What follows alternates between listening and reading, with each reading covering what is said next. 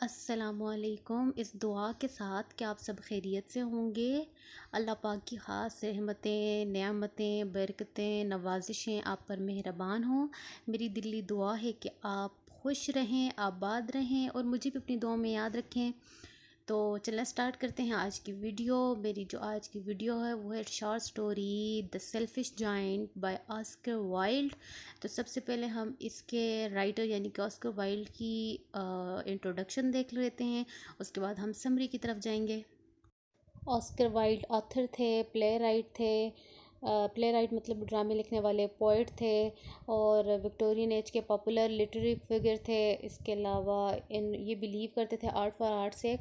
ये एक लिटरेरी यानी कि एक टर्म है, art for art sake philosophy की है। इंशाल्लाह जब मेरी स्टोरीज़ की सीरीज़ ख़त्म हो जाएगी उसके बाद जब मैं नेक्स्ट किसी उसकी सब्जेक्ट की क्लासेस या फ़िलासफ़ी की क्लासेस स्टार्ट की तो मैं आपको लाजमी बताऊँगी आर्ट फॉर आर्ट सेक का। तो ये उस पर बिलीव करते थे। इन्होंने जो स्टोरी लिखी है उनमें है द नाइटिंगेल एंड द रोज, जो मैं ऑलरेडी आपको बता चुकी हूँ। इसके अलावा the devoted friend, the remarkable rocket, the happy Prince, ये इनकी अदर स्टोरीज़ हैं जो इंशाल्लाह मैं नेक्स्ट कवर करूँगी। इसके अलावा इनकी स्टोरीज़ जो होती हैं वो यानी कि फेरी टेल्स होती हैं और फैंटेसी पे मबनी होती हैं। तो चलें स्टार्ट करते हैं the summary of the story. तो ये स्टोरी एक जाइंट के बारे में है यानी कि एक देव के बारे में है। और वो यानी कि कहा जाता था कि वो बहुत सेल्फिश था और उसका एक गार्डन था। ये देव जो था ये 7 साल तक अपने जो गार्डन से दूर था और उस गार्डन में ना वो बहुत ज़्यादा खूबसूरत था, उसमें बच्चे खेला करते थे डेली बेसिस पर। तो इसके गार्डन में बाकी कोई भी नहीं जाता था, सिर्फ बच्चे खेलने के लिए जाते थे। तो ये आया अपने गार्डन में और ये ना गर्मियों के सीज़न में ही आया और ये अपने कमरे में जो है वो सो रहा था और जिस कमरे में देव सो रहा था उस कमरे की खिड़की जो है वो गार्डन की तरफ खुलती थी।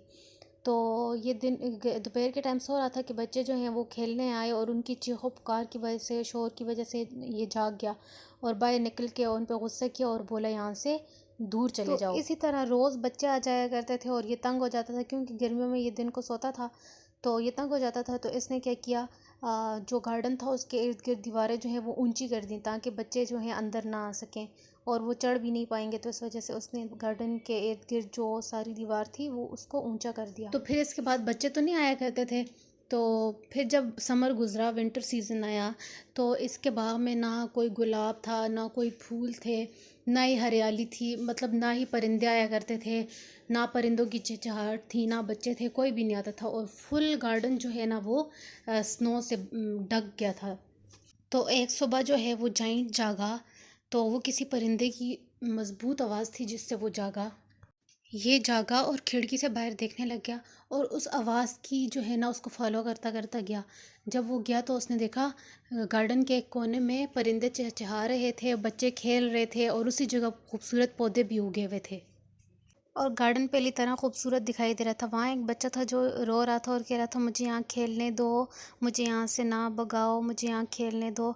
तो देव उसे कुछ नहीं कहता और वहाँ से चला जाता है और वो वहाँ से चला जाता है और जो जब देखते हैं कि बच्चों के आने से और परिंदे भी आ गए और सारी चीज़ें फिर से अच्छी अच्छी दिखने लगी तो वो जाता है और क्या करता है, दीवार जो उसने इर्द गिर्द बाग के लगाई होती है उसको तोड़ देता है।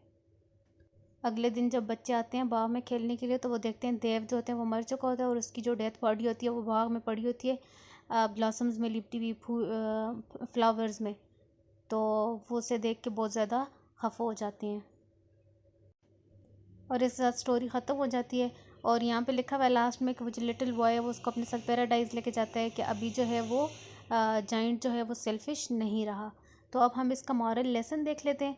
तो मॉरल लेसन हमें इससे ये हासिल होता है कि जब तक हम दूसरों को खुश रखते हैं तो हम भी खुश रहते हैं। हम अकेले खुश नहीं रह सकते। अकेले जो है सिर्फ अल्लाह पाक की ज़ात ही अच्छी लगती है, बाकी कोई भी दुनिया में इंसान अकेले खुश नहीं रहता।